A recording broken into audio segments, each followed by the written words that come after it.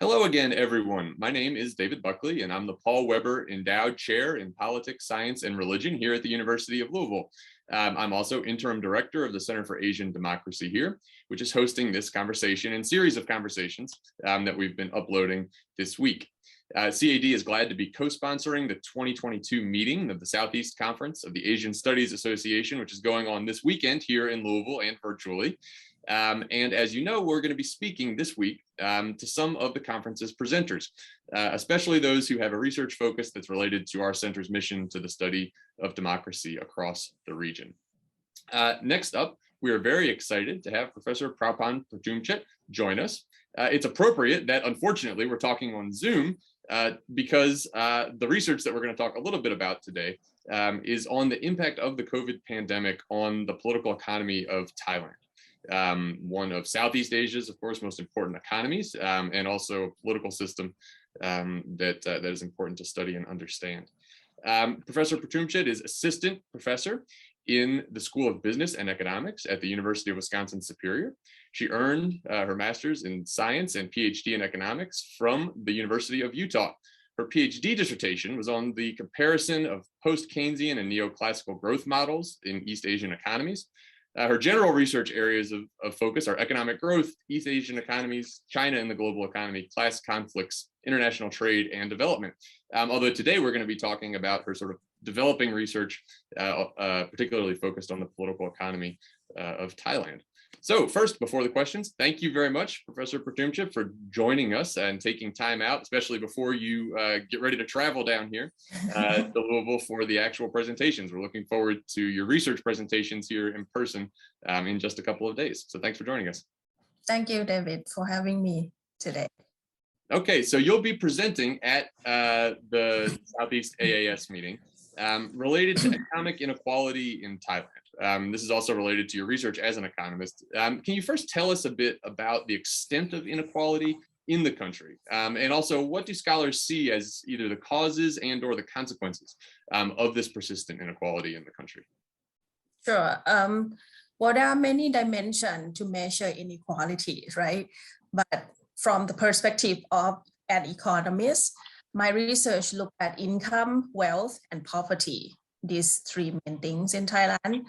For the income inequality, the classic coefficient that we look at is called income Gini coefficient. When you look at Thailand Gini coefficient in the past 20 years or so, it has been slightly decreasing since the year 2000. So it's a good thing to have decreasing Gini coefficient. But however, after the military coup in 2014, the Gini coefficient has been hovering around the constant trend. So it's going up and down, but on average, it's pretty constant. And among ASEAN countries, 10 Southeast Asian countries, Thailand stood at the 4th in the ranking in terms of income inequality in ASEAN. So it's pretty high compared to the neighboring countries here. There are some problems of income inequality measurement. There are a lot of studies found that the low-income family in Thailand have a significant share of their income from the government transfer.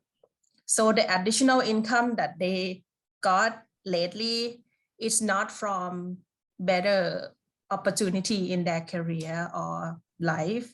It is basically the government helping them. So it's not going to be a sustainable source of income, first of all. And if the tax data is included, the Gini coefficient will be higher. So I would say right now, when you look at Gini coefficient of income in Thailand, it is underestimated. That's the income part. For the wealth, we also have wealth Gini coefficient. Wealth include everything that you own, you know, house, car, stock, bond, cash in your bank and things like that. In terms of wealth Gini coefficient, Thailand have increased a lot and it peaked in 2018. the wealth inequality in Thailand is among top 10 in the world. It's the highest in the world, among top highest in the world. In my research, I did a comparison of the wealth inequality before and after the military coup in 2014. I found that only top 10% grow their wealth significantly after 2014. The rest of 90% of people in Thailand saw decreasing wealth. So this one is more obvious than the income inequality. For the poverty, the last one that I look at, Thailand official poverty rate increased in 2016 and again in 2018. This is from the World Bank report. It is the only ASEAN country to experience several increase in poverty since the year 2000. So since the year 2000, poverty rate going down all the time in Thailand. It picked up in 2016 and again in 2018. That's what I observed. Then the next question you ask, what do they see as the cause and the consequences of this persistent inequality? We have chronic poverty, the group of people that always under the poverty line and they can't really move up the income bracket. That's the consequence of the persistent inequality.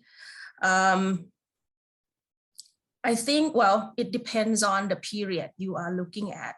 If you're looking at the inequality that is increasing in 1990s in Thailand, that was from the rapid economic growth.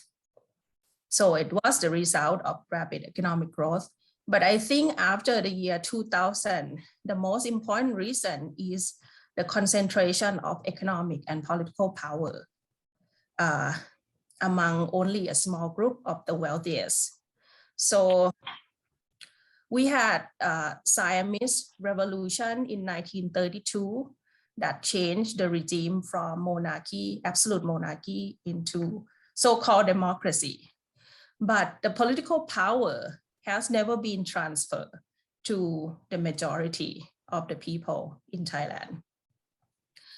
Whenever the government come up with redistributive policies that will benefit the poor, there will be resistance from the rich. And these people have a very good connection to the, the government and the ruling class, things like that. So sometimes the resistance turned out to be military coup. That is why when you look to the political history in Thailand, we have a lot of military coup in the past, 50 years. Yeah. Yeah, that's great. Thank you. Question. Yeah, no, that's excellent. So, the recent history of how coups and political developments fit into inequality is great context. You're going to be presenting also specifically on how COVID factors into that. So what's the quick summary of that? COVID is obviously a public health crisis, but it's also an economic crisis, especially in parts of the world impacted by tourism. And it's also a political crisis, especially in parts of the world where economic hardship might impact the legitimacy of rulers. So how have those factors intersected in Thailand in the last couple of years? So first of all, GDP growth in Thailand in 2020 was around negative 6.1%. This is from World Bank. It was estimated to recover a little bit in 2021. There is no official number coming up yet, but it was estimated at 1.2% positive.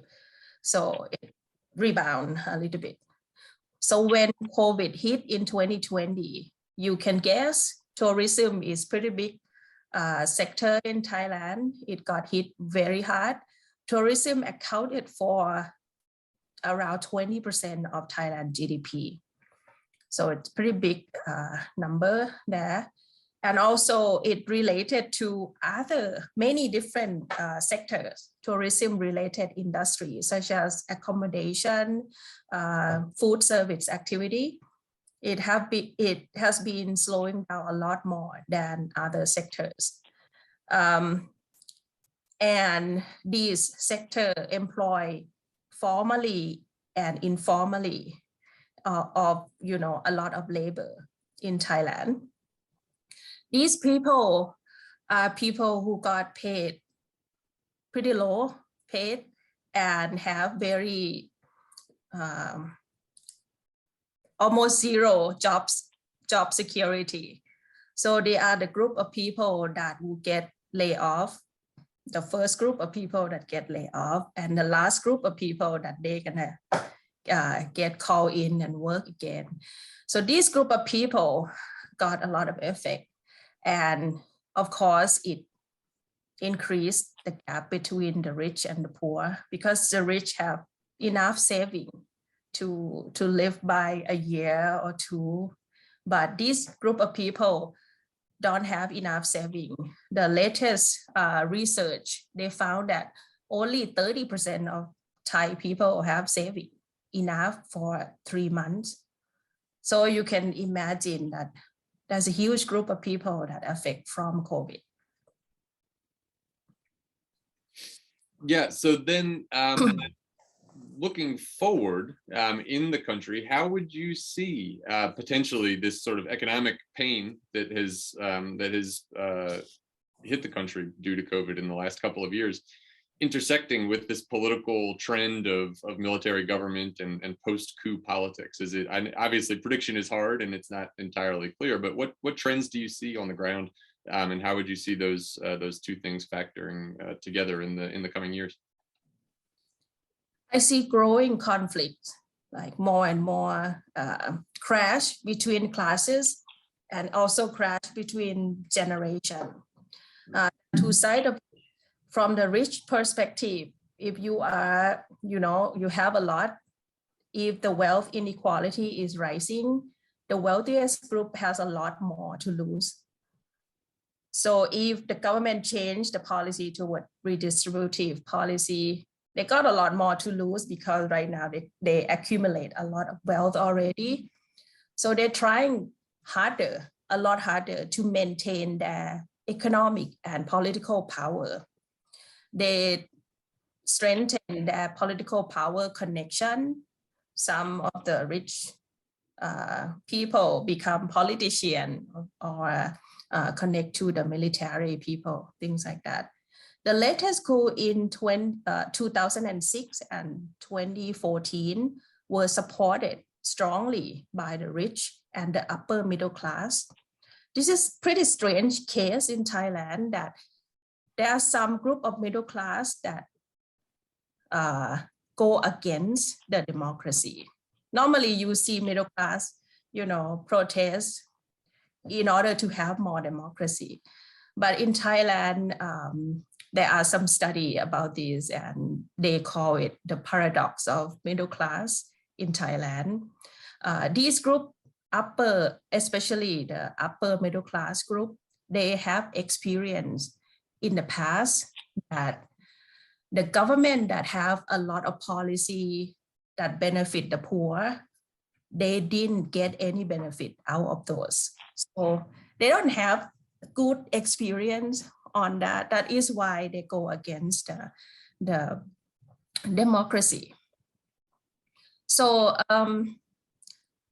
that's from the rich people perspective. They're gonna try harder to resist the government policy toward redistributive policy, which will lower the inequality, right? However, from the other side of the picture, from the lower middle class and the poor perspective, rising wealth inequality and poverty might become, if I go out, I don't have anything to lose anymore. I'm gonna go out and protest because this is too much.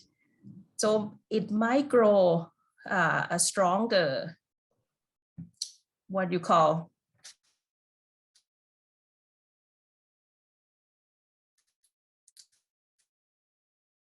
inspiration for these people to go out and protest for, and like I mentioned before, there is an incident in 2020. The Constitutional Court in Thailand dissolved a pro-democracy political party. And that party is supported by a lot of younger generations. So there's a lot of younger generation coming out and form the youth democracy movement in 2020. This movement kind of sparked the trend of anti-government protests across the country. However, the government claiming for the peace and order of the country, they outlaw public gathering, they detain the opponents, and enforce the high degree of media scrutiny and online surveillance.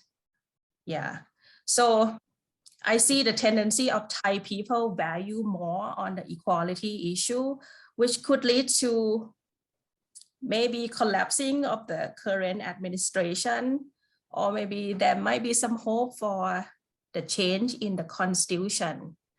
Yeah. Yeah, that's great. I mean, these questions of the relationship between inequality and class politics and democratization in the region, these have been around for a long time in Thailand, in other countries in the region. I think of the Philippines in that way too. And they're questions that are even more complicated and maybe more urgent in post-COVID period, or not post-COVID, after the outbreak of COVID, and with the implications for the economies and political systems across the region.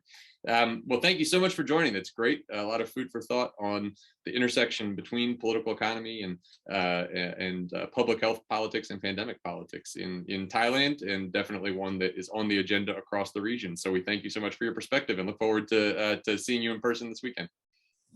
Thank you, David. Thanks for having me.